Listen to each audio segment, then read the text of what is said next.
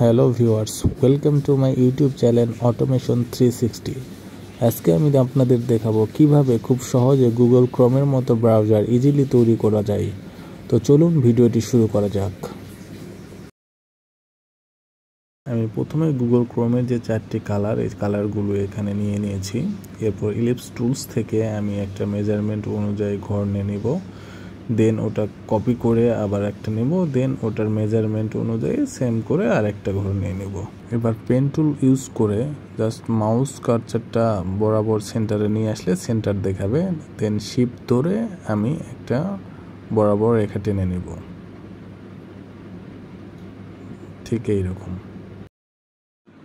এবার রোটেট টুলের সাহায্যে মাউস কার্সারটা একদম সেন্টারে নিয়ে যাব, দেন কিবোর্ডের অল্টার বাটন ক্লিক করব।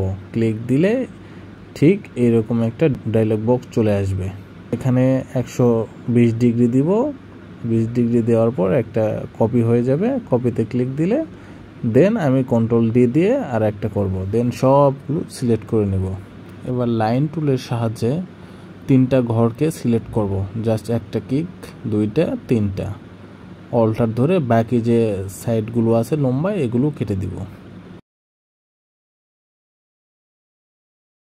এবার আইড্রপার টুল দিয়ে একটা একটা করে সিলেক্ট করব, কালার সিলেক্ট করে দিব। প্রথমে লাল, তারপরে হলুদ, তারপরে সবুজ, মাঝখানেরটা সিলেক্ট করে যে কালার আছে আইড্রপারের মাধ্যমে এটা নেব।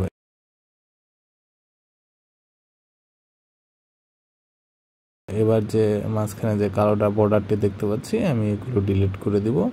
ডিলিট করে দিলে আপনারা দেখতে পাবেন খুব সহজেই, খুব দ্রুত কিভাবে আপনি গুগল ক্রোম ব্রাউজারটা ইজিলি করতে পারবেন।